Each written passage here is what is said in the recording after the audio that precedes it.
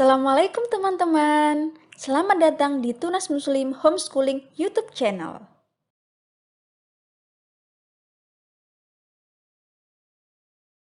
Channel YouTube Tunas Muslim merupakan channel YouTube yang membahas seputar homeschooling atau unschooling. Bagaimana bisa mendidik anak menjadi solih-solihah sesuai dengan Al-Quran dan Sunnah. Serta dapat memfasilitasi agar anak dapat mengenal banyak bidang sejak dini, sehingga kelak mereka dapat mempunyai banyak gambaran. Ingin menjadi ahli di bidang apa sesuai dengan bakat dan minat mereka. Support channel YouTube Tunas Muslim dengan cara subscribe, like, dan share, agar kami semangat membuat video bermanfaat lainnya. Terima kasih ya teman-teman.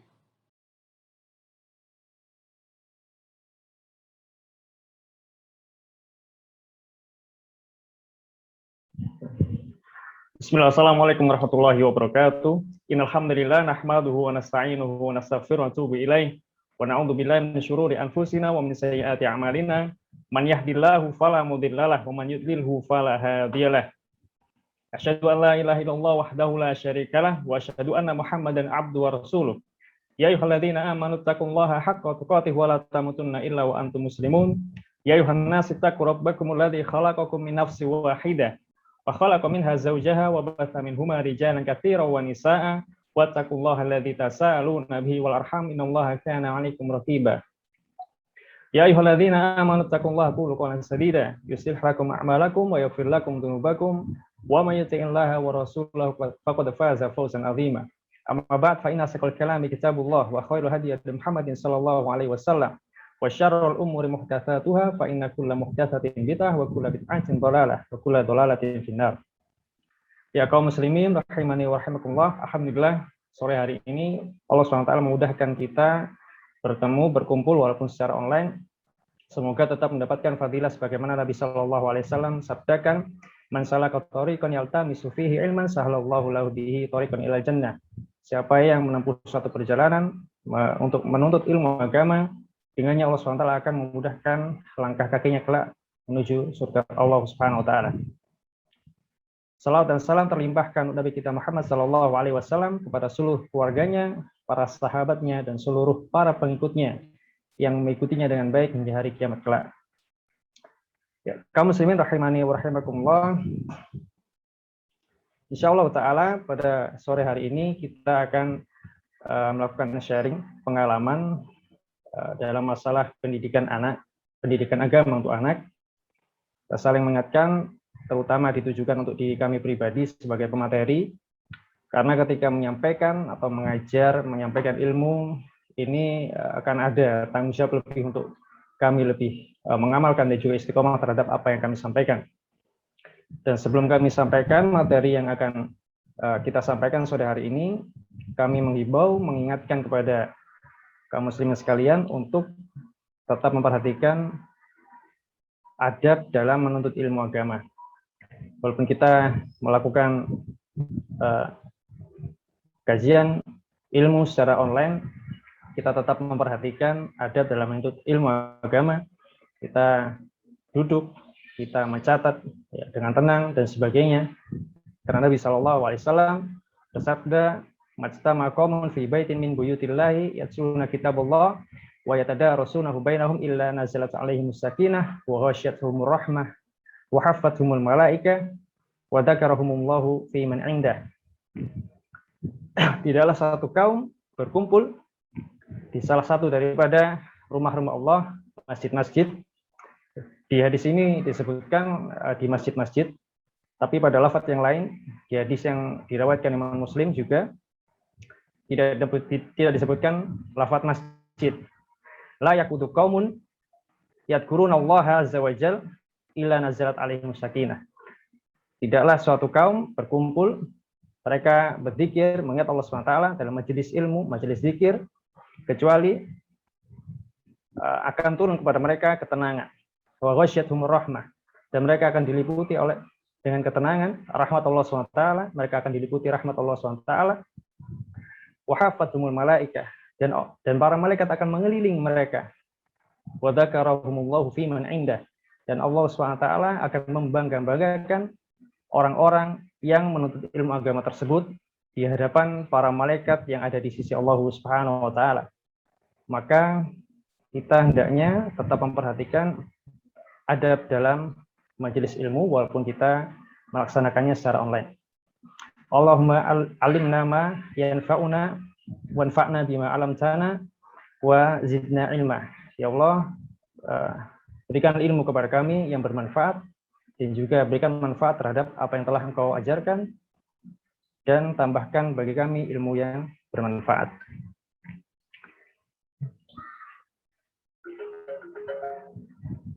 Baik, ini sedikit pengenalan. Kami alumni dari Universitas Erlangga, kemudian alumni dari Sekolah Tinggi Ali bin Abi Thalib, Surabaya, yang usaha yang sedang kami kerjakan, Ziyad Cloud dan juga Ziyad Garment.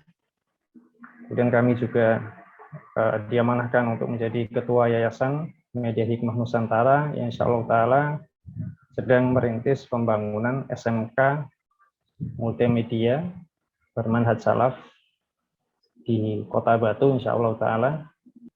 Kemudian ayah dari 2 orang putri dan 1 orang putra. Ya, putri kami yang pertama usia 6 tahun. Alhamdulillah atas bifadlillah, atas fadilah dari Allah SWT, kemudian dari Allah SWT dimudahkan untuk menghafalkan Al-Quran sekarang 6 juz. Kemudian yang kedua putra kami usia 4,5 tahun.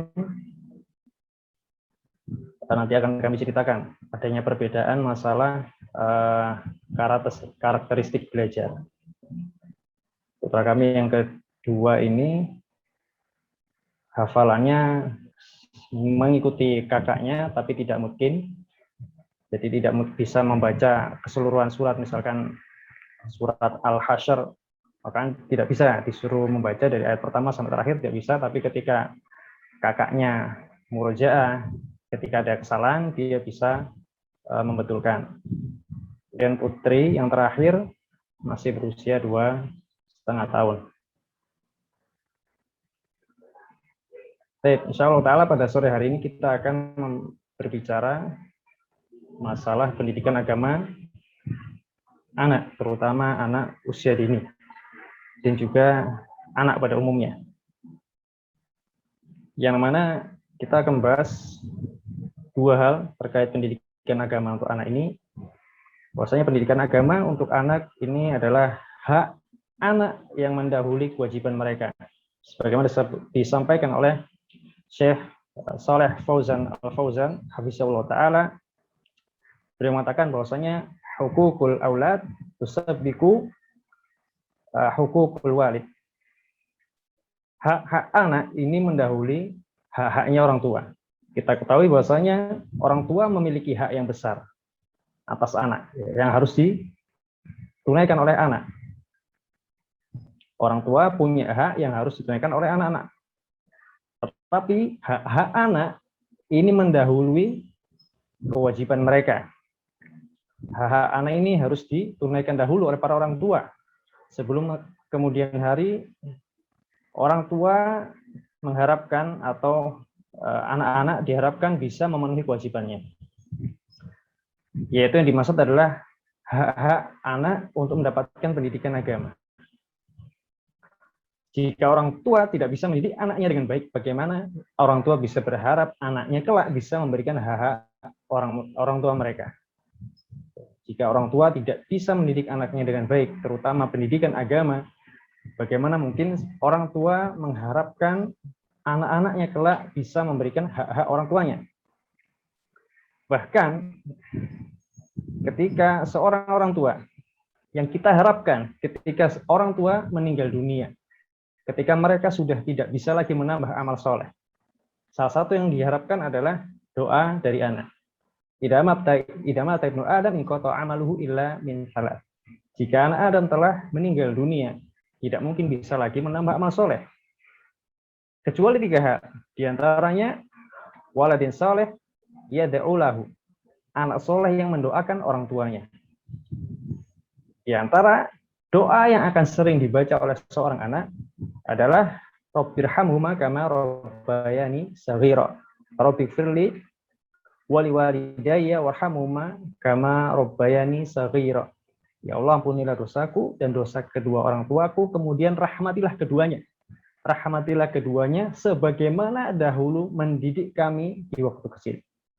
Sebagaimana rahmatilah orang tua kami, kedua orang tua kami sebagaimana dahulu mendidik kami di waktu kecil. Nah, sekarang pertanyaannya adalah bagaimana kita mendidik mereka? Apakah kita sudah sungguh-sungguh ketika mendidik mereka, ataukah sekedar pokoknya mereka hidup, pokoknya mereka tidak nangis, tidak mengganggu pekerjaan orang tua dan semisalnya.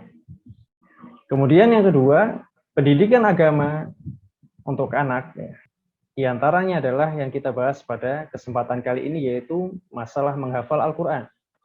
Dan di antara manhaj para salafus saleh terdahulu, metode mereka dalam mendidik agama untuk anak, kata Syekh Saleh Fauzan Al-Fauzan hafizahullah ta'ala, di antara thariqah manhaj para salaf dahulu untuk mendidik anak-anak mereka, yaitu mereka sudah mentalkin atau mendiktekan masalah-masalah agama kepada anak-anak sejak mereka kecil. Sejak mereka kecil. Beliau rahimahullah ta'ala mengatakan, hakadha kanat thariqata salafis salih annahum yulakunal aulada minas sigar. Begitulah thariqah, begitulah manhaj para salafus salih, mereka mendikte, mentalkin anak-anak sejak kecil, sejak usia kecil. Ya. Yu'allimunahum al-aqidata wal fiqha min sinis sigar. Mereka diajarkan masalah akidah dan juga fikih sejak usia kecil. Li'anna as-saghir ahfad limma yulqa ilaihi akthar minal kabir. Karena anak-anak kecil itu lebih mudah menghafal apa-apa saja yang ditalkinkan, didiktekan kepada mereka daripada orang-orang besar. Amal kabir yansa. Adapun orang-orang yang besar mereka mudah lupa. Amma saghir yang takish fi dihnihi mayulqa ilaihi. Adapun anak-anak mereka ketika ditalkin, ketika diajak untuk menghafalkan sesuatu tentang ilmu agama, maka mereka seakan-akan memahat di dalam pikiran mereka, di dalam otak mereka. Maka dari itu terdapat ungkapan al-ilmu fis sigar kan naqshi fil hajar.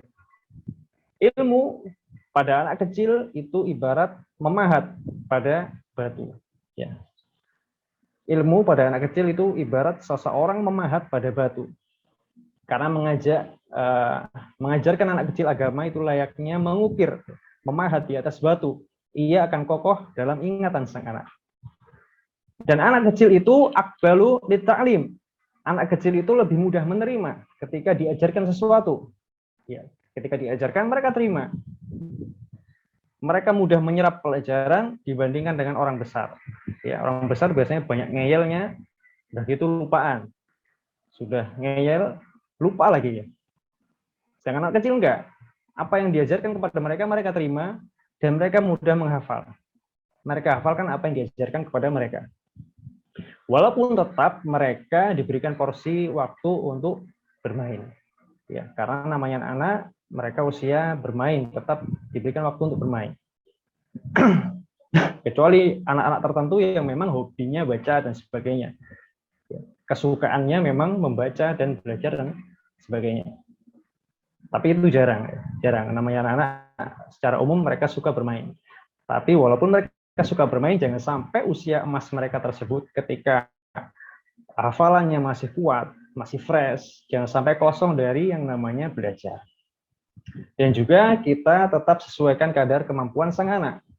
Jangan sampai orang tua terlalu ambisi, ya, tanpa melihat kemampuan sang anak, bahkan kemampuan orang tuanya sendiri. Ambisi anaknya seperti Imam Syafi'i, ya. Padahal orang tuanya imam musola.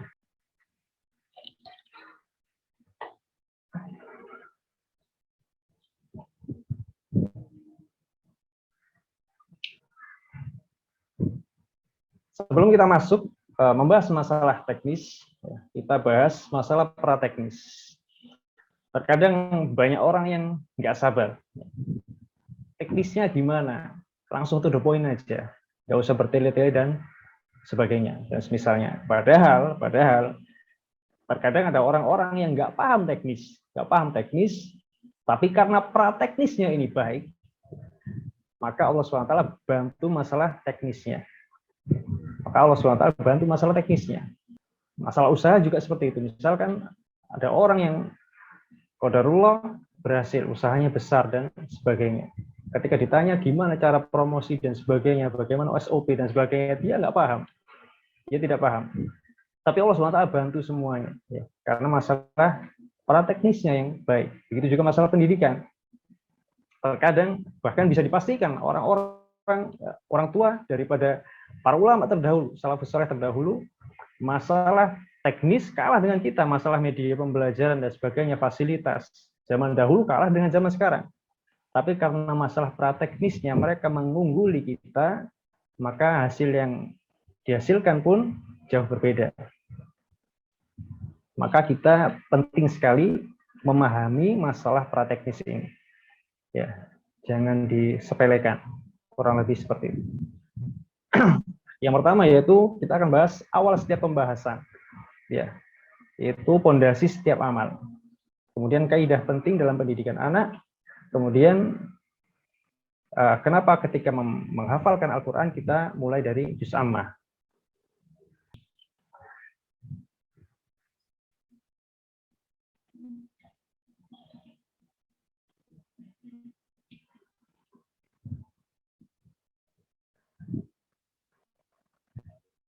Di sini ada gambar bangunan yang roboh. Bangunan yang roboh karena pondasinya yang salah, pondasinya yang tidak kuat, sehingga dia roboh. Nah, di sini kita ada pembahasan masalah niat. Yang mana niat ini adalah pondasi dari setiap amal. Pondasi daripada setiap amal. Hadis yang sering kita dengar, innamal a'malu binniyat wa innamal likulli imri'in ma nawa. Sesungguhnya setiap amalan tergantung niatnya dan setiap orang akan mendapatkan sesuai dengan apa yang dia niatkan. Selain hadis ini menjelaskan bahwasanya sebuah amal diterima atau tidaknya tergantung dari niat orang tersebut yang melakukan amal tersebut, niatnya apa. Juga niat ini akan menentukan sulit mudahnya suatu amal atau usaha, keistiqomahan, dan juga bantuan dari Allah Subhanahu wa taala terhadap suatu amalan. Maka kita tanyakan kembali kepada diri kita, kepada pasangan kita, suami atau istri kita ini mengajarkan anak kita menghafal Al-Quran untuk apa? Kita dialog dengan pasangan kita, kira-kira apa yang melatar belakangi kita ingin mengajarkan anak kita menghafalkan Al-Quran. Jauhkan diri kita dari niat-niat duniawi agar dipuji dan sebagainya. Ya, kita jauhkan dari niat-niat duniawi dan sebagainya. Ketika seseorang belajar ilmu agama dengan niat yang baik, kata Imam Ahmad rahimahullah ta'ala, tidak ada bandingnya. Ya. Al-ilmu, ya, kata Imam Ahmad rahimahullah ta'ala, tidak ada bandingnya. Al-ilmu la ya'diluhu syai' liman sahhatin niyah. Ilmu itu tidak ada yang menandinginya, tidak ada amal yang menandinginya ketika niatnya benar. Ketika ditanya seperti apa niat yang benar, maka beliau rahimahullah menjawab, yanwi ayyarfa al-jahla an nafsihi wa an ghairihi. Ketika seseorang meniatkan ketika menuntut ilmu agama untuk menghilangkan kejahilan dari dirinya, kemudian menghilangkan kejahilan dari diri orang lain. Jadi ketika seseorang bagaimana dinilai niatnya sudah baik, sudah benar, ketika niatnya adalah menghilangkan kejahilan dari dirinya, kemudian menghilangkan kejahilan dari diri orang lain. Maka kita niatkan, kita mengajarkan anak kita Al-Quran agar diangkat kejahilan dari diri mereka, kemudian mereka bisa mengajarkan Al-Quran tersebut kepada orang lain. Dan Nabi SAW bersabda, khairukum man ta'allama al-Qur'an wa 'allamahu. Sebaik-baik kalian adalah yang mengajarkan Al-Qur'an, belajar Al-Qur'an kemudian mengajarkannya. Dan luar biasa keutamaan mengajarkan Al-Qur'an, ya. Betapa ketika seorang belajar Al-Qur'an kemudian mengajarkan kepada orang lain, sehingga dibaca, kemudian diajarkan lagi, kemudian dibaca, kemudian diajarkan lagi. Satu orang bisa punya murid 10 orang tadi masing-masing mengajarkan kepada 10 orang masing-masing lagi mengajarkan kepada 10 orang, 20 orang. Dan itu tidak terhenti sampai hari kiamat. Masya Allah. Ya. Ketika ilmu dunia, ilmu matematika, ilmu komputer, dan sebagainya, ketika diajarkan sekarang misalkan, mungkin 10 tahun lagi, 5 tahun lagi, bahkan sudah tidak relevan. Ilmunya sudah berkembang. Tapi Al-Quran Al-Karim tidak akan berubah. Ya. Ketika diajarkan, dibaca, insya Allah Ta'ala terus-menerus akan mengalir pahalanya sampai hari kiamat. Dan niat ini senantiasa harus kita perbaharui, sebagaimana perkataan Sufyan Ats-Tsauri rahimahullah ta'ala, ma'alatu syai'an asyaddu alayya min niyati.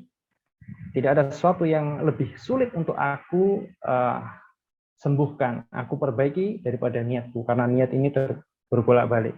Maka kita senantiasa memperbaharui niat kita agar menjadi niat yang benar ketika mengajarkan anak kita belajar atau menghafalkan Al-Quran Al-Karim. Kemudian praktek teknis yang kedua yang penting sekali kita bahas, kaidah penting pendidikan anak. Di sini ada gambar sebuah tiang yang bengkok. Kemudian terlihat di sana ada bayangan yang bengkok pula.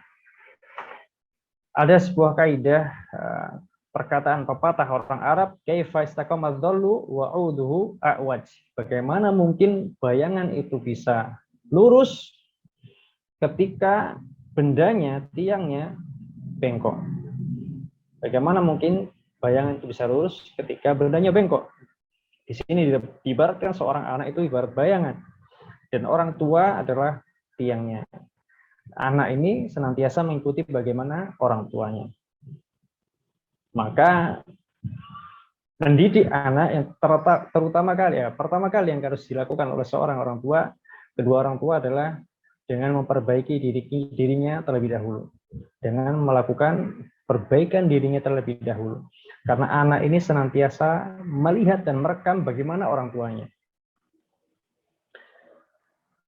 Anak senantiasa melihat bagaimana orang tuanya terhadap Al-Quran. Ya, jangan-jangan sudah seharian kerja, keluar rumah, ketika pulang dari kantor, dari pekerjaan, ternyata di rumah yang dilakukan adalah banyak melihat HP dan semisalnya. Maka ketika perlakuan kita setiap hari seperti itu, kemudian kita mengharapkan anak kita mencintai Al-Quran, ya, rajin membaca Al-Quran, ya, ini bagaimana bisa? Ya. Karena yang dia lihat orang tuanya seperti itu. Maka ketika orang tua mengharapkan anaknya mencintai Al-Quran, maka perhatikanlah dahulu bagaimana posisi Al-Quran itu bagi kita. Ya. Bagaimana posisi Al-Quran itu bagi kita. Misalkan kita ingin anak kita hafal juz amma atau juz 29 dan seterusnya, bagaimana usaha kita? Apakah kita juga memperlihatkan sudah juga berusaha untuk menghafalkan Al-Quran semampu kita? Bukan berarti kita harus hafal dulu ketika mau menyuruh anak atau mengajarkan anak menghafalkan Quran. Tidak seperti itu juga, karena kita punya keterbatasan, misalkan harus bekerja dan semisalnya. Tapi apakah kita memiliki usaha, sudah berusaha untuk misalkan menambah setiap satu hari satu ayat dan semisalnya, sehingga anak kita melihat, oh ayah ini atau abi, ya, umi sudah kerja seharian tapi tetap bersemangat menghafalkan Al-Quran walaupun satu ayat misalkan. Kemudian memurojaah setiap hari atau 2 hari sekali murojaah. Anak akan melihat, merekam. Dan kita pun bisa menyampaikan kepada anak-anak kita.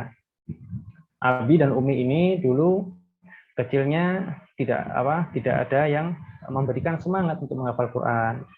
Sekarang sudah terbatas waktunya, harus bekerja dan semisalnya. Nah, kita berikan pengertian kepada anak, mereka sekarang punya waktu yang lebih, ya, sudah mengerti keutamaan menghafal Quran, maka dengan keleluasaan mereka, hendaknya mereka bersemangat dalam menghafal Quran dan semisalnya. Ibarat di sebuah perusahaan misalkan, kita ketika bekerja, biasanya di tempat kerja kita ada yang namanya kultur perusahaan, budaya perusahaan. Ya. Bagaimana kultur ini dibangun oleh orang-orangnya di dalamnya. Sehingga ketika masuk ke dalam perusahaan tersebut, akan terasa budaya tersebut. Nah, begitu pula kita dalam keluarga kita. Bagaimana kita ingin membangun budaya di dalam keluarga kita. Apakah budaya hobi nonton, apakah budaya hobi main gadget, apakah budaya main game.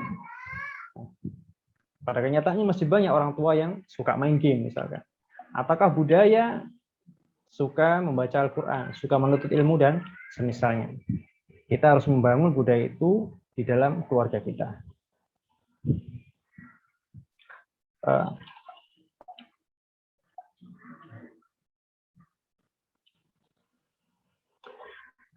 Kenapa dimulai dari juz Ammah? Juz 30. Ketika anak menghafalkan Al-Quran, hendaknya dimulai dari juz 30. Yang pertama karena surat dan juga ayatnya pendek, mudah diingat, dan dihafalkan. Bunyi ayat-ayatnya bersaja akhir hingga nikmat ketika membacanya, menjadi manhaj yang umum dalam menghafal Al-Quran, dimulai dari juz Ammah. Kemudian juz Ammah ini juga sering dibaca ketika sholat. Para imam di masjid-masjid juga sering membaca juz Ammah. Juga ketika seorang sholat, juz Ammah ini yang sering dibacakan, maka seorang orang tua juga hendaknya bersemangat ketika mengajarkan anaknya, terutama ketika mengajarkan Al-Fatihah dan juga juz Ammah. Jangan sampai kesempatan ini justru diberikan kepada ustadz-ustadznya atau guru-gurunya di sekolah. Karena Al-Fatihah dan juga juz Ammah ini sering mereka baca, ya, sampai mereka tua, sampai mereka meninggal. Ya, paling tidak Al-Fatihah ini satu hari dibaca minimal semua sholat 5 kali mereka baca Al-Fatihah. Berapa kali dalam sehari? Mereka senantiasa membacanya. Maka biasanya ini harusnya jadi rebutan. Ya. Orang tua mengajarkan anaknya membaca Al-Fatihah, kemudian membaca juz Ammah. Ketika mereka mampu, jangan disia-siakan kesempatan tersebut. Kemudian dipasrahkan saja kepada guru dan semisalnya. Kemudian di dalam juz Ammah ada surat Al-Ikhlas yang memiliki fadilah sebanding dengan sepertiga Al-Quran. Kemudian ada Mu'awwidzatain yang dibaca dengan Al-Ikhlas untuk zikir pagi dan petang. Sehingga penting bagi anak untuk menghafalkannya. Karena agar mereka bisa membaca zikir pagi dan petang. Sekarang masuk pada pembahasan teknis.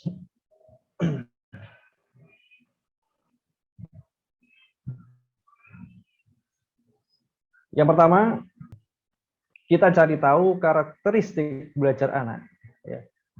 Ada 4 macam karakter belajar anak. Yang pertama, auditori, ya, auditorial. Itu anak yang lebih mudah untuk menerima pelajaran dari suara. Kemudian visual, lebih mudah daripada penglihatan. Kemudian kinestetik, yaitu dari gerakan, yang terakhir yaitu campuran. Ketika anak ini ternyata kita amati, dia lebih mudah menerima pelajaran, misalnya dari auditori, maka dia akan lebih mudah menghafal dari ditalkin, didiktekan. Ya, didiktekan. Maka kita bantu anak kita dengan mendiktekan ayat-ayat tersebut. Dan juga sering didengarkan murattal. Sering didengarkan murattal ayat yang akan dihafal, surat yang akan dihafal. Misalkan dimulai dari surat An-Nas, maka sering didengarkan murattal surat An-Nas dan juga Al-Falaq.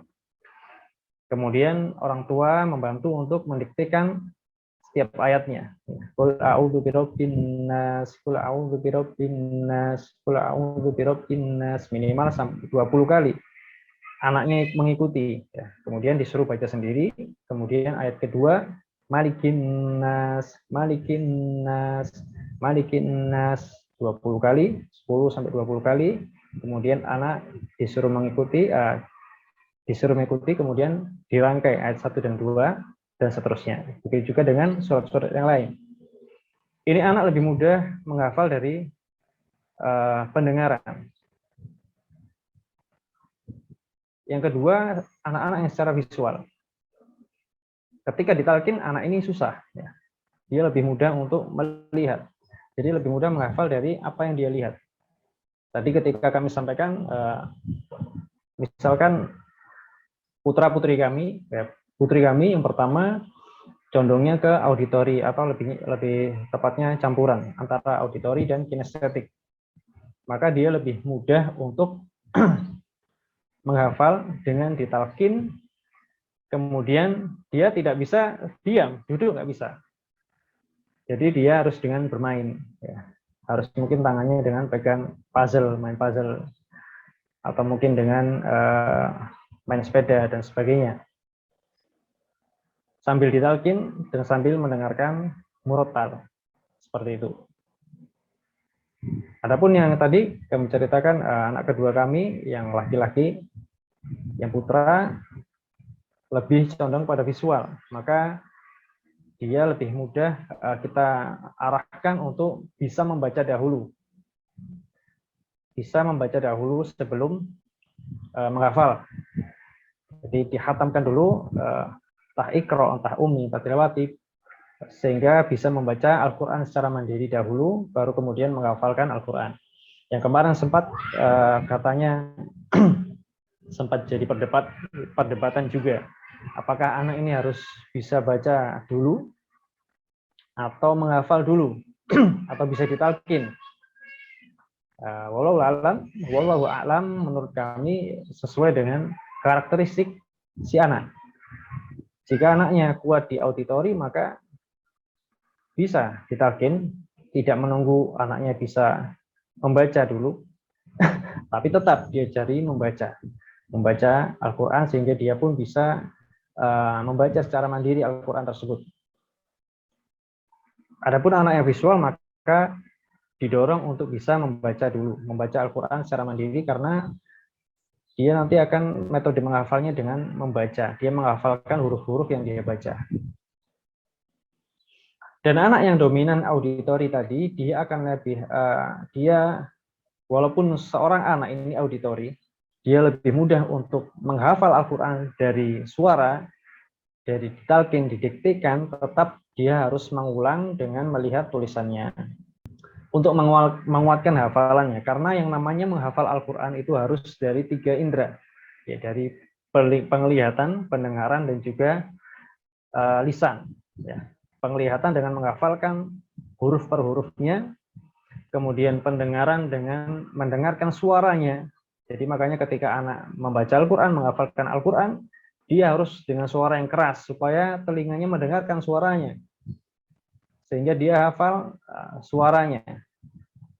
Kemudian lisan, dia harus sering mengucapkannya berulang-ulang sehingga lisan ini otomatis membacakan ayat yang dibaca, yang dihafalkan, tidak harus mikir dahulu. Ya. Misalkan kita baca surat An-Nas, Qul a'udzu birabbin nas, malikin nas, kita tidak akan mikir dulu. Langsung lisan ini otomatis membaca karena seringnya kita membaca surat tersebut. Jadi tetap anak ini ketika ingin hafalannya kuat, maka harus menghafal Quran dengan 3 inderanya tersebut, tapi diawali dari mana yang lebih mudah si anak tersebut untuk memulainya. Jika auditori, maka dia lebih diawali dengan banyak mendengar, baik murotal dan juga kita diktekan, kita talkin. Adapun anak yang lebih mudah dengan visual, maka dia dengan membaca, menghafalkan huruf yang dia baca, tapi tetap juga didukung dengan seringnya didengarkan murotal dan juga mendengarkan bacaannya dia sendiri. Adapun kinestetik tadi, maka seorang anak biasanya, terutama anak usia dini, dia dibiarkan dengan bermain.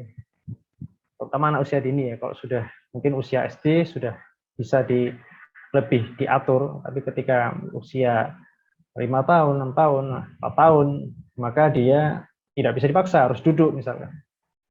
Nggak bisa, kecuali anak yang memang pendiam. Ya, anak yang aktif, maka dia tidak bisa dipaksa untuk duduk, seperti itu. Kemudian, jangan lupa pula kita jauhkan anak kita dari yang namanya musik ya, karena kata Ibnu Qayyim rahimahullah taala, hati ini cuma punya satu ruang saja yang kita harus memilih, mau kita isi dengan musik atau kita isi dengan Al-Qur'anul Karim. Innal Qur'ana wal ghina'a la yastami'ani fil qalbi abada. Sungguhnya Al-Qur'an dan juga musik-musik, nyanyian-nyanyian itu tidak akan pernah berkumpul dalam satu hati selamanya. Jadi kita harus memilih hati ini diisi dengan Al-Quran atau dengan musik. Maka ketika kita menginginkan anak kita menghafalkan Al-Quranul Karim, kita jauhkan anak kita daripada mendengar nyanyian-nyanyian dan musik-musik. Peran dan waktu orang tua.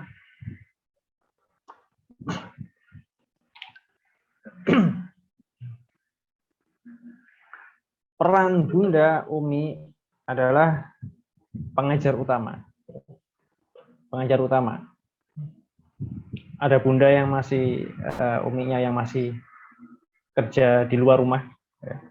Kalau misalkan ada ahsan, baiknya abinya aja, ayahnya aja yang kerja. Ayahnya aja yang kerja di luar rumah. Insya Allah taala rezekinya sama aja. Antara ibu ikut kerja atau ayahnya aja yang kerja, insya Allah rezekinya sama. Rezekinya akan lewat suaminya juga. Rezekinya anak-anak, rezekinya istri akan lewat dilatih Allah SWT melalui suaminya. Misalkan pun harus membantu suaminya bekerja, ya kita cari pekerjaan yang mudah dari rumah, online shop, ya. Marketer, dropship syar'i yang syar'i dan sebagainya. Karena sayang sekali kita usianya anak-anak ini tidak akan terulang. Usianya anak-anak ini tidak akan terulang. Ya usia emasnya terutama ya, yang butuh sekali interaksi yang banyak dengan ibunya terutama. Dan ada penelitian mengatakan kecerdasan anak pun tergantung interaksi dengan ibunya sewaktu kecil. Semakin dia sering interaksi dengan ibunya ketika kecil, insya Allah ta'ala anak ini akan semakin besar kemungkinannya untuk cerdas, semakin cerdas. Tapi ketika seorang anak kecil sudah jarang interaksi dengan ibunya, ini kemungkinan kecerdasannya lebih kecil menurut penelitian. Wallahu ta'ala alam. Kemudian peran seorang ayah adalah kepala sekolah. Jadi seorang ayah, seorang abi harus bisa menjadi seorang kepala sekolah yang menentukan standar kompetensi, yaitu misalkan anak kita nanti di usia 7 tahun harus sudah bisa apa saja. Misalkan sudah harus bisa membaca Al-Quran sendiri, mandiri dengan bacaan yang benar.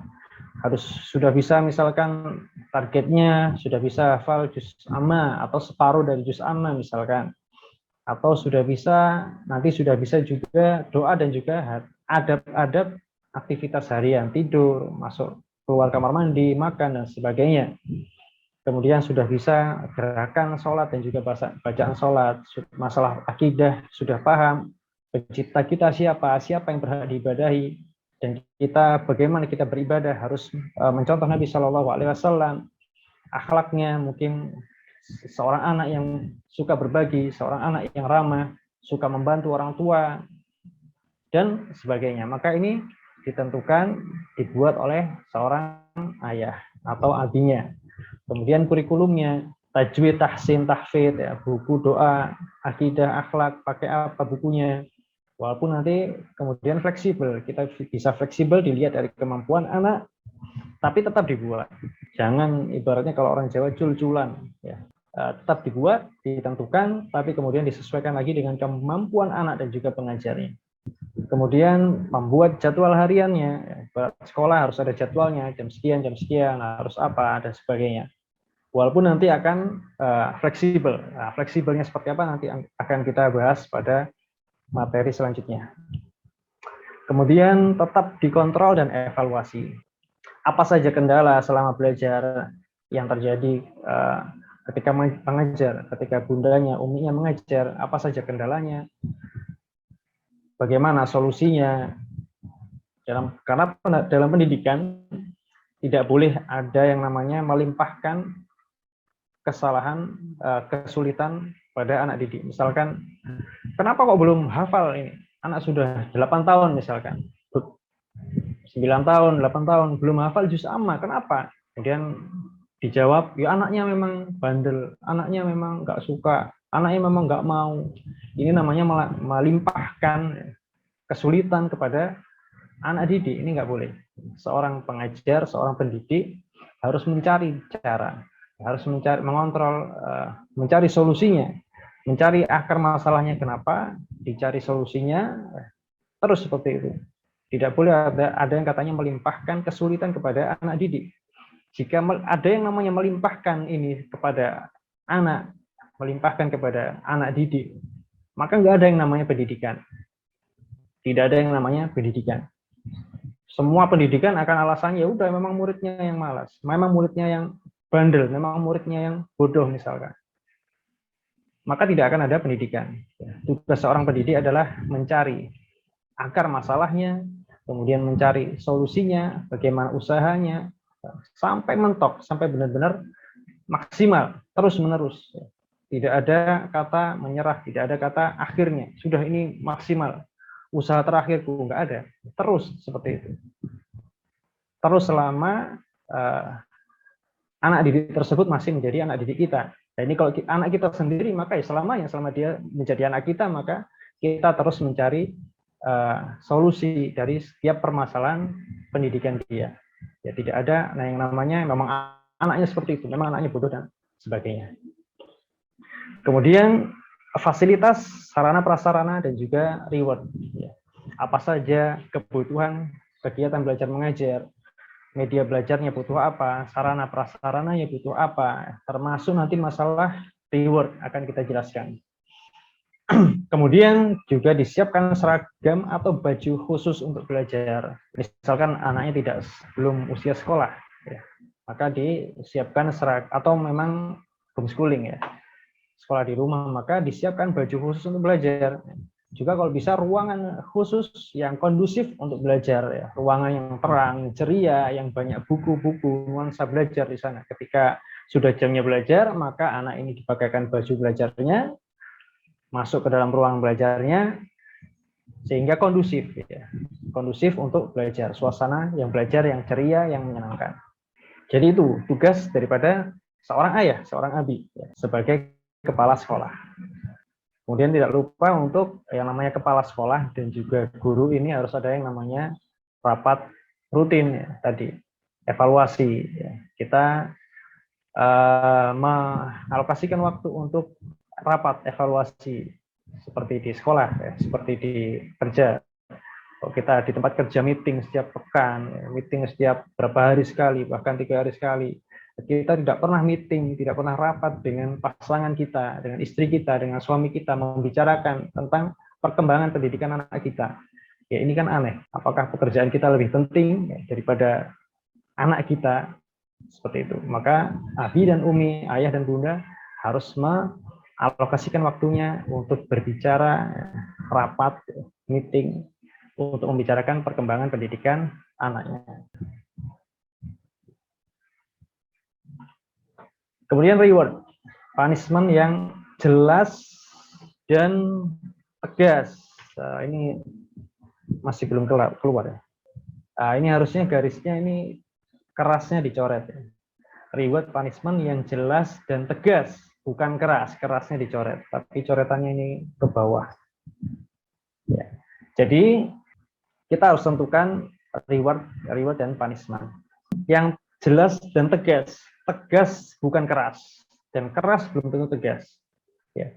Tegas itu tidak harus keras, yang keras belum tentu tegas. Misalkan seorang umi, ya, bundanya teriak-teriak, anak main HP terus, disuruh berhenti nggak mau, maka uminya marah, nggak mau belajar ya wes terserah, main HP terus sana, pintunya dibanting misalkan, atau piringnya dipecahkan misalkan, tapi anaknya tetap main HP, tetap nggak diambil, tetap bisa main HP. Ini namanya keras tapi tidak tegas. Namanya keras tapi tidak tegas. Ya terserah, main HP sana, banting pintunya misalkan. Ini namanya keras tapi tidak tegas. Jika seorang orang tua keras, ya, tapi tidak tegas, ini justru akan membuat seorang anak kebal, ya, kebal dimarahin. Ya. Mereka akan belajar untuk sabar. Ya. Mereka akan belajar untuk sabar mendengarkan teriakan, mendengarkan marahan. Ya.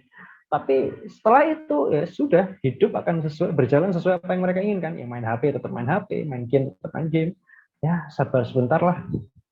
Paling cuma dimarahin ya, paling dengarkan omelan sebentar lah. Tapi tetap bisa main game, tetap bisa nonton TV dan seterusnya. Mereka akan semakin kebal jika kita hanya sekedar keras tanpa tegas. Tegas tidak harus keras. Jadi jadwal harian tadi kita sampaikan, kita membuat jadwal setiap hari jam sekian sampai jam sekian waktunya apa dan seterusnya. Jadwal ini kita buat terutama jadwal belajarnya kita buat terutama jika anak masih usia dini, ya usia belum mencapai usia SD, misalkan di bawah 7 tahun, maka jadwal itu tanpa paksaan dan juga tanpa marah, tapi jelas reward dan juga punishment-nya.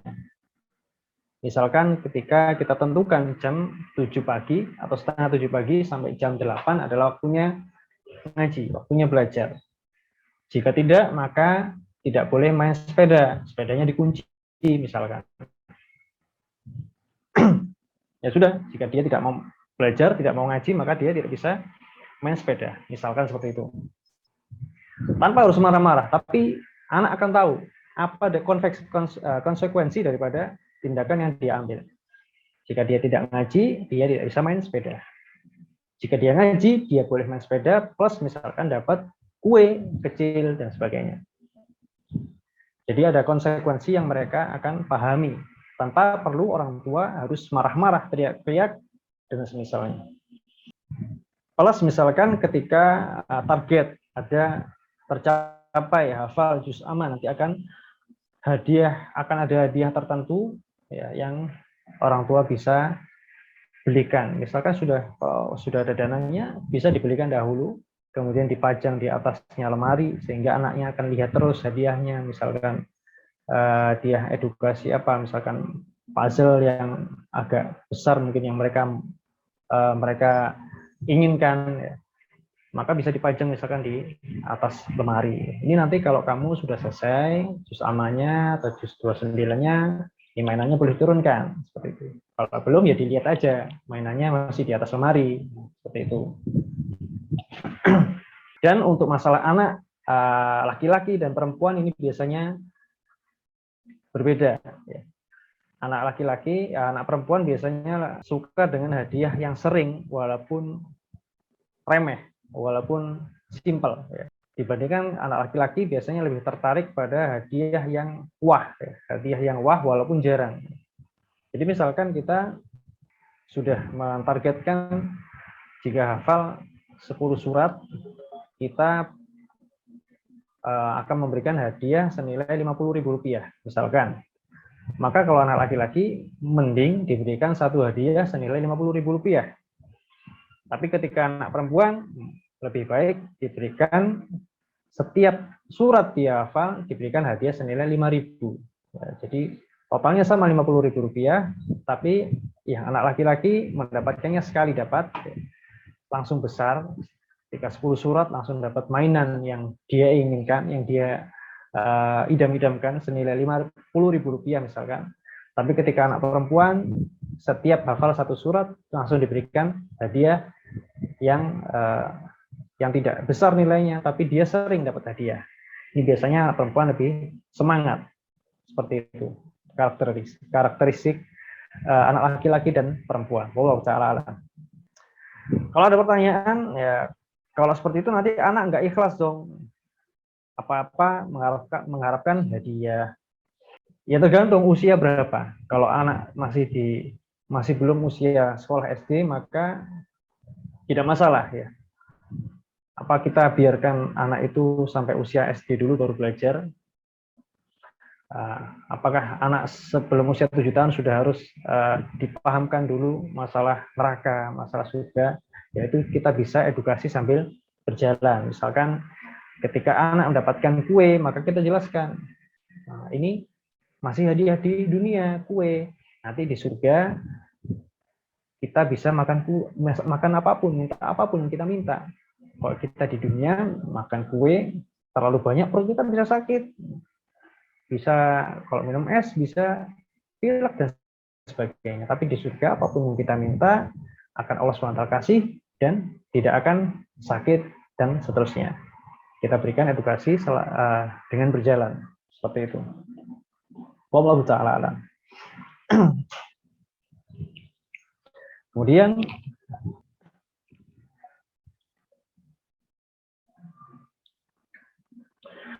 musabaqah atau lomba tahfidz.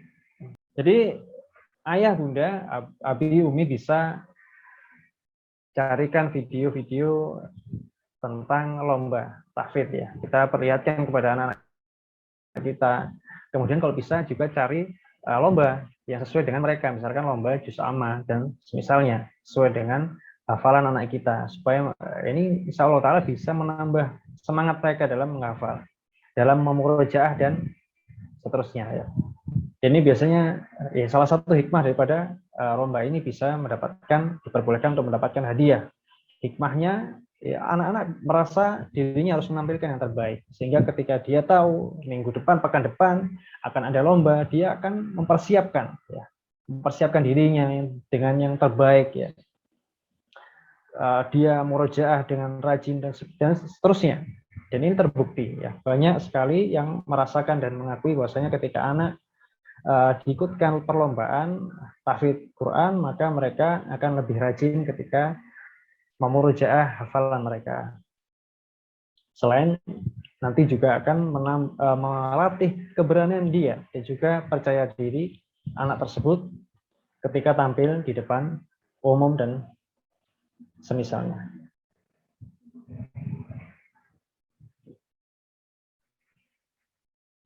Baik, cerita sebelum tidur.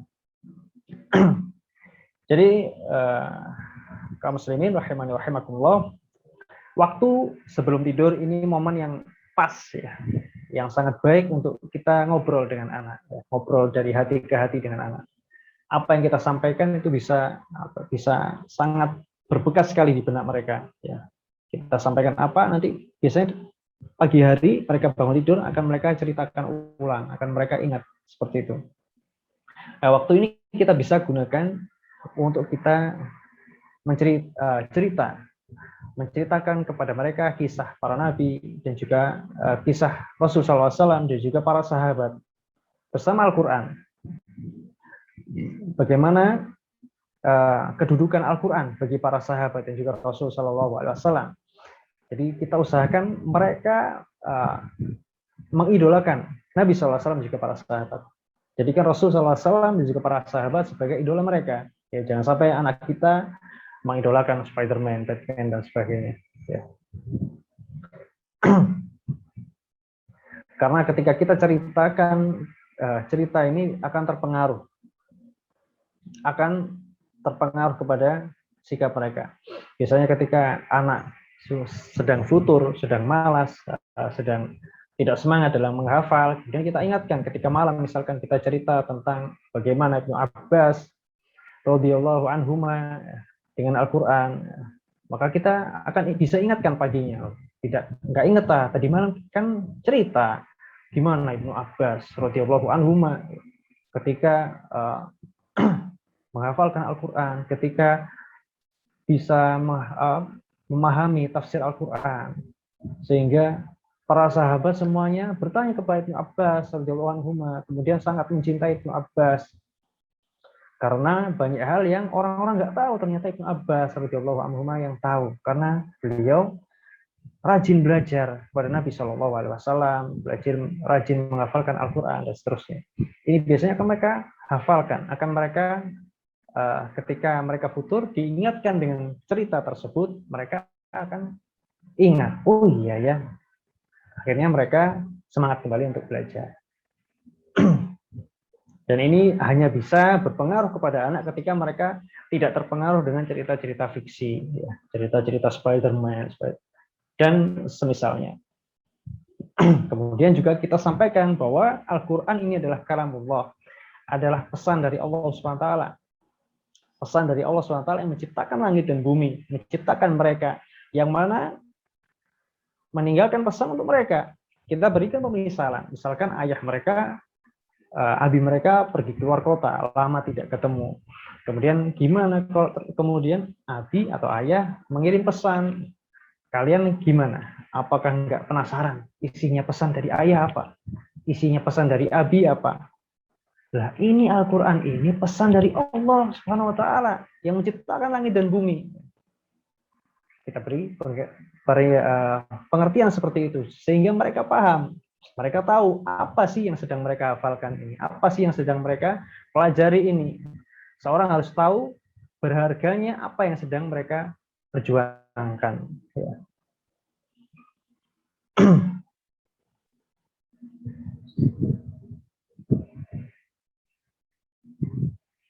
Kemudian poin yang terakhir yaitu doa. Doa. Silahul mukmin. Doa ini adalah senjatanya orang yang beriman. Maka hendaknya orang tua senantiasa berdoa kepada Allah SWT untuk menjadikan putra-putrinya dimudahkan untuk menghafalkan Al-Quran, memudahkan mereka untuk dan juga bersemangat untuk menuntut ilmu agama sehingga menjadi anak-anak yang saleh salihah, anak-anak yang memperjuangkan Al-Quran, ya.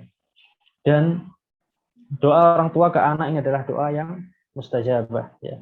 Nabi SAW bersabda, salah da'watin mustajabatin la syakka fihinna. Ada 3 doa yang tidak dilakukan lagi mustajabnya, akan dikabulkan oleh Allah SWT. Yang pertama, dakwatul madlum, dakwah, ya, doanya orang yang dizalimi.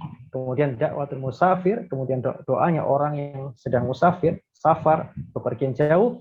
Yang ketiga, dakwatul walid ala waladihi. Yang ketiga adalah doa orang tua kepada anaknya.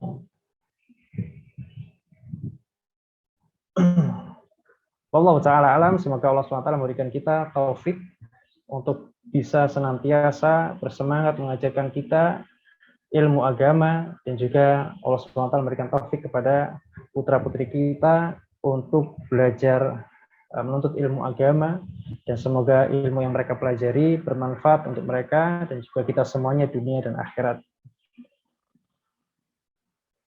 Ini ada sedikit Instagram dan juga YouTube channel yang kita isi dengan materi-materi self development untuk Muslim. Insya Allah kita buat konten-konten yang kita harapkan bisa bermanfaat, membangun generasi muda, ya, di mana di luar sana banyak sekali konten-konten yang merusak, maka kita berusaha untuk membuat konten-konten yang membangun generasi muda. Baik, kita lanjutkan membaca beberapa pertanyaan. Sallallahu Nabi Muhammadin wa ala alihi wa sahbihi ajma'in walhamdulillahirabbil alamin.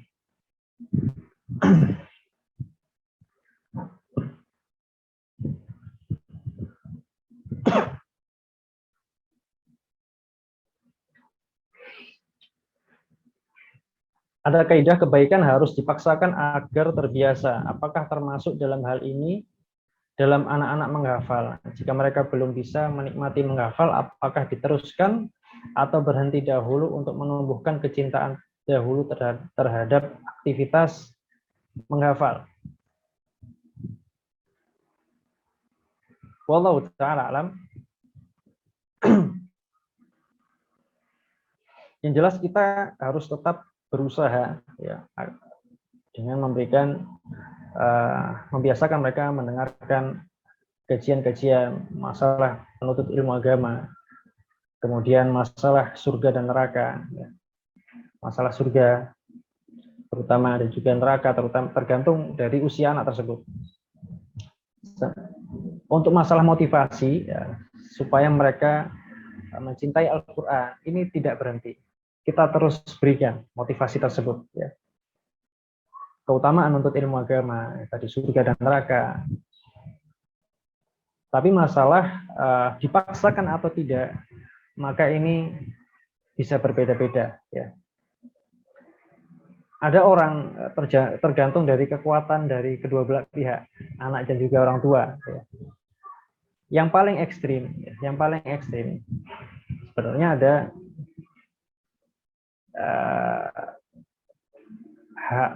masalah duniawi saja, masalah duniawi juga. Ada orang tua yang keras, ya, sehingga ada kisah ya, seorang yang membenci orang tuanya. Bahkan ketika ditanya siapa orang yang paling kau benci di muka bumi ini, dia jawab orang tuaku, karena mendidik dengan keras. Ya, ada seorang yang dulu pernah cerita kepada saya, dulu ketika saya ditanya siapa orang yang paling kau benci, dia jawab orang tuaku, karena dididik dengan militer, dengan keras sekali, dengan cara militer.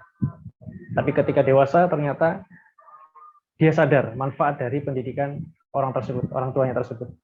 Maka dia mengatakan, sekarang aku baru merasakan hasil daripada ya, kerasnya didikan orang tuaku dahulu. Tapi ini tidak bisa diterapkan ke semua orang ya, tergantung juga.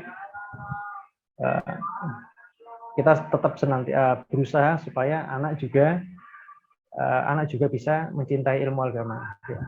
Dan juga orang tua mencerminkan bagaimana kecintaan dia terhadap ilmu agama, terhadap Al-Quran. Jangan hanya memaksakan anaknya yang suka mengaji, suka menghafal, tapi orang tuanya jauh daripada itu semua, tidak ada contohnya. Karena kita lihat para ulama, biasanya orang tua mereka juga ulama. Anak mereka jadi ulama lagi. Seperti itu. Maka kita sampaikan tadi kaidah dalam mendidik anak, yang kita utamakan adalah gimana kita dahulu, ya, gimana orang tuanya. Jika kita ingin anak kita mencintai Al-Quran, maka orang tua harus juga terlebih dahulu mencintai Al-Quran. Insya Allah Ta'ala tadi, bayangan itu akan mengikuti bendanya. Bayangan insya Allah Ta'ala secara umum kaidahnya adalah anak tidak akan jatuh jauh daripada orang tuanya. Jadi jawabannya adalah tetap kita usahakan semua usaha agar anak kita mencintai Al-Quran. Ya. Kita berikan motivasi dengan tadi melihatkan video, misalkan video musabaqah lomba Al-Quran, ya. Bagaimana dia lihat anak-anak seusia mereka juga rajin belajar dan pintar menghafal Al-Quran, sehingga mereka juga tidak merasa sendirian. Oh, ternyata banyak anak-anak seusiaku juga menghafal Quran, juga pintar-pintar seperti itu. Nah, semua usaha yang kita bisa lakukan, kita lakukan. Untuk masalah dipaksakan atau tidak, ya itu tadi. Tergantung daripada kondisi anak dan juga orang tua.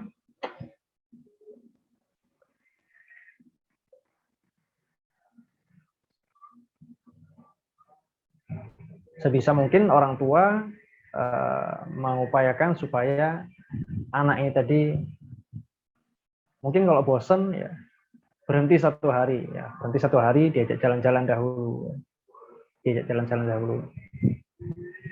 sekedar jalan-jalan kemana, yang jelas supaya ada suasana baru yang dia tidak bosan, diajak jalan-jalan dulu, atau mungkin kesepakatan, ayo Abi ajak jalan-jalan, tapi nanti semangat lagi belajarnya, menghafalnya setelah diajak jalan-jalan. Nah, kita bikin kesepakatan dengan anak kita seperti itu. Wallahu ta'ala alam.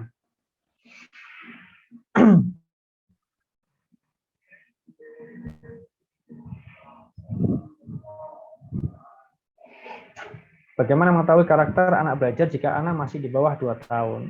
Kalau masih di bawah 2 tahun, ya ini waktunya kita masih cari tahu, trial error.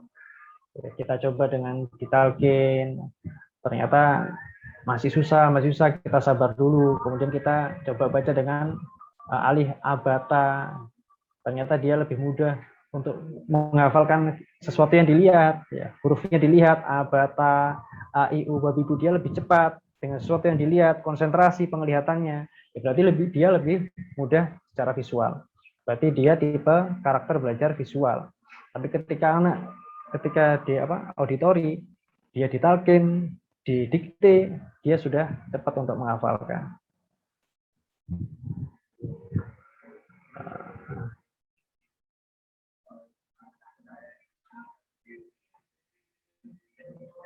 Tadi sampaikan orang tua baiknya mengerjakan Al-Fatihah sendiri jika gurunya mengajarkan, yang mendapat pahala adalah gurunya. Pertanyaan kami, jika orang tua yang memfasilitasi belajar anak, apakah orang tua tidak mendapat pahala semisal gurunya? Jikalau anak membaca Al-Fatihah setiap hari minimal sholat 5 waktu, apakah orang tua tidak mendapat pahala kebaikan anak sebab tidak mengajarkan sendiri? Insya Allah tetap mendapatkan pahala, tapi tidak seperti ketika orang tua mengajarkan sendiri. Ya, jelas berbeda. Tapi insya Allah tetap mendapatkan pahala. Normalnya usia berapa anak sudah bisa membaca Quran sendiri, tergantung anak-anak. Setiap anak berbeda. Maka kita harus mengawal dan melihat perkembangan setiap anak. Anak kami yang pertama usia 3 tahun sudah bisa membaca. Tapi yang kedua ini 4 tahun setengah. 4 tahun baru bisa membaca Quran. Beda-beda, tergantung anaknya. Kita berusaha dan mengawasi perkembangannya. Dalam mendidik anak, menghafal baiknya disampaikan maknanya juga atau cukup hafal ayatnya dulu saja. Untuk menghafal ayatnya dulu. Untuk menyampaikan maknanya, maka bisa disampaikan salah satunya di waktu tadi cerita sebelum tidur, misalkan. Misalkan surat An-Nas ini dulu apa, ada kisah apa, asbabun nuzulnya. Bisa disampaikan ketika tidur. Begitu pula metode umumnya pondok-pondok tahfidz biasanya hafalannya mendahului daripada pelajaran mengenai maknanya. Hafalannya sudah berapa, juz berapa, biasanya kajian tafsirnya masih surat apa. Nggak mungkin menyamai. Biasanya hafalannya akan jauh lebih cepat hafal ayat-ayatnya dibandingkan dengan tafsirnya atau maknanya. Contoh reward yang baik apa saja Ustaz? Reward yang baik yang jelas yang mereka tertarik dan tidak melanggar syariat. Yang bisa membuat mereka tertarik ya yang tahu orang tuanya sendiri. Kira-kira apa yang bisa membuat tertarik? Tapi yang tidak melanggar syariat dan juga sesuai dengan kemampuan orang tuanya. Bagaimana cara mengambilkan fitrah anak jika sudah terlanjur mengenal musik, film, kartun agar mau belajar agama? Yang jelas yang pertama, orang tua hendaknya banyak berdoa kepada Allah SWT karena yang membolak-balikkan hati ini Allah SWT. Kemudian kita secara perlahan. Jangankan anak-anak, orang dewasa yang paham ya, yang sudah tahu baik dan buruk saja ketika mau hijrah susah, tidak bisa langsung 100%, sedikit demi sedikit. Begitu juga orang tua, maka ketika mengganti ya, misalkan dari kartun-kartun fiksi tadi Spider-Man dan sebagainya diganti sedikit demi sedikit, kita kenalkan dengan mungkin video yang lebih syar'i, mungkin YouFit Kids ya, atau Sarah Play School dan sebagainya. Kita kenalkan sedikit, selingkan dulu, lama-lama tambah dijauhkan dari yang tidak syar'i tadi. Jadi tahap demi tahap, sedikit demi sedikit.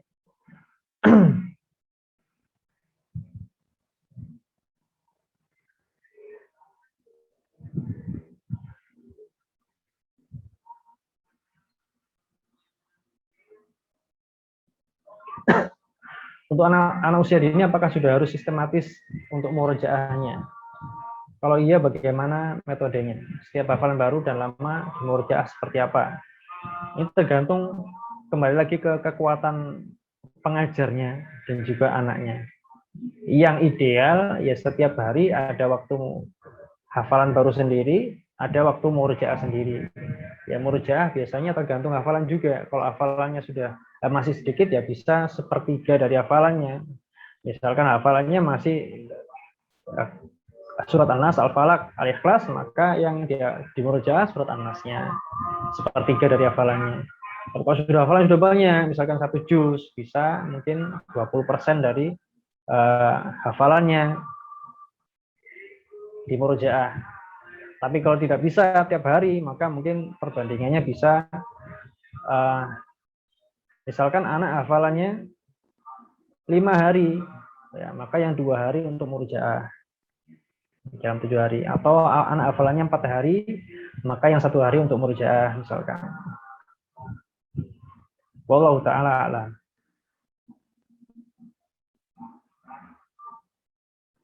Apakah nonton kartun yang aman boleh diberikan sebagai reward? Ya. Ya, untuk kartun yang tadi tidak melanggar syariat, insya Allah bisa. Ya. Termasuk kami juga seperti itu, ya, memberikan waktu Jika satu hari jadwalnya full diterapkan, maka boleh nonton satu video yang edukasi, tapi ya satu video yang edukasi, satu saja, seperti itu.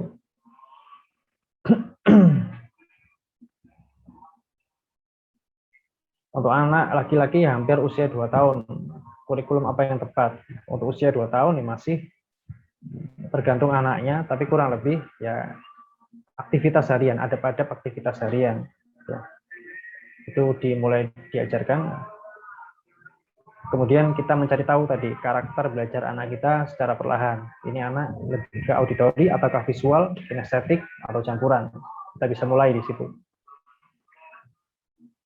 Untuk adab, namanya pelajaran adab ini tidak berhenti ya. Ada yang mengatakan kita belajar adab dulu, baru kita ajarkan Al-Quran misalnya. Kalau pelajaran adab ini tidak berhenti, kita senantiasa terus-menerus belajar. Adab masuk kamar mandi, adab makan, adab bangun tidur, adab tidur, ini terus diingatkan. Karena anak nggak mungkin sekali belajar.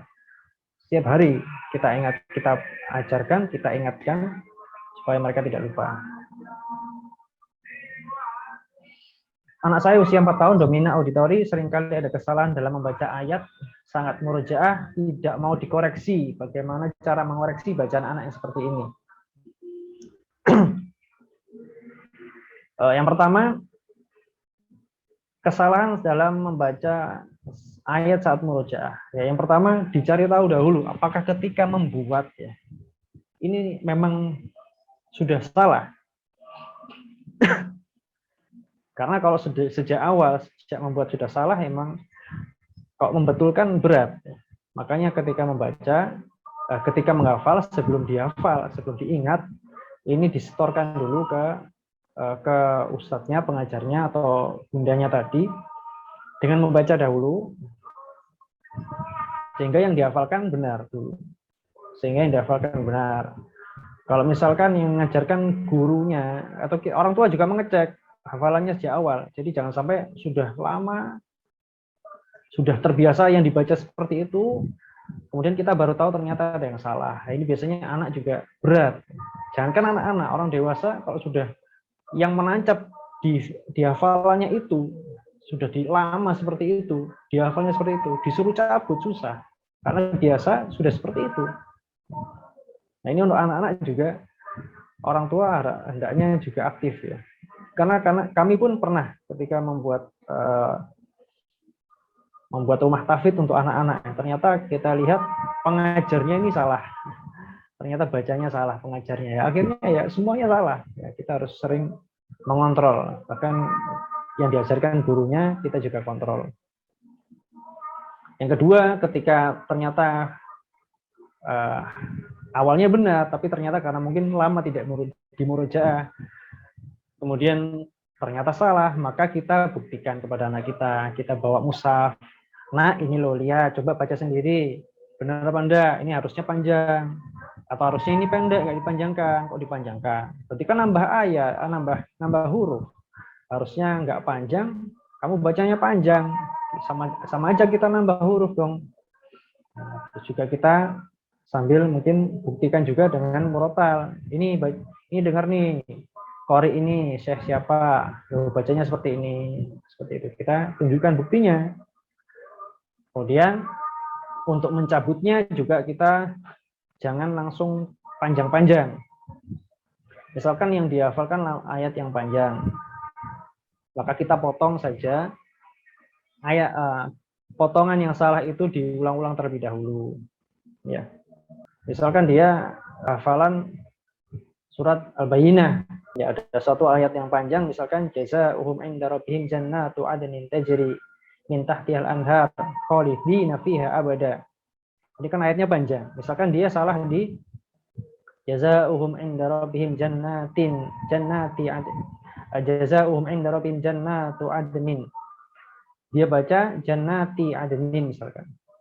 Maka kita potong dahulu jannatu 'adnin, jannatu 'adnin, jannatu 'adnin, itu dia suruh baca. Potongan ayatnya dibaca misalkan 10-20 kali, tidak langsung satu ayat penuh supaya tidak susah, berat bagi dia. Dibaca poin yang salah dulu, diulang-ulang, baru kemudian dibaca ayat seutuhnya, baru kemudian baca satu surat. Sehingga lebih ringan bagi anak untuk memperbaiki bacaan yang salah tadi. Wallahu ta'ala alam. Bagaimana tips jika anak sudah menghafal banyak surat, tapi surat yang dihafalkan lebih awal jadi lupa lagi? Tadi sudah disampaikan harus ada waktu khusus untuk murojaah. Waktunya sesuai dengan kemampuan dari pengajar, dari orang tua yang mengawasi. Ya. Semakin sering, semakin baik. Tadi yang paling ideal setiap hari ada waktu murojaah. Kalau tidak bisa, jika penambah hafalannya 4 hari misalkan, maka 2 hari untuk murojaah dan seterusnya. Ustaz, di sekolah anak kami pakai hafalan dengan metode hijaz, sedangkan kami di rumah hanya mampu dengan metode umi. Ya, mungkin ini nadanya ya. Bagaimana baiknya? Apakah harus sama? Jika ingin yang lebih memudahkan untuk anak, ya kita sampaikan dengan sama ya. Di sekolah dia pakai ijaz agar dia mudah, ya pakai ijaz. Tapi jika variatif, insya Allah Taala sebenarnya lebih kuat bagi ingatan seorang anak. Karena kalau biasanya hanya hafal dengan nada ijaz saja, ketika dibaca dengan yang lain, maka dia nggak nyantol, bingung. Nah, ketika dia biasa dengan yang variatif, sebenarnya lebih kuat di hafalan seorang anak. Tapi jika konsentrasinya adalah ingin lebih mudah, maka yang lebih mudah adalah dengan irama yang sama terus.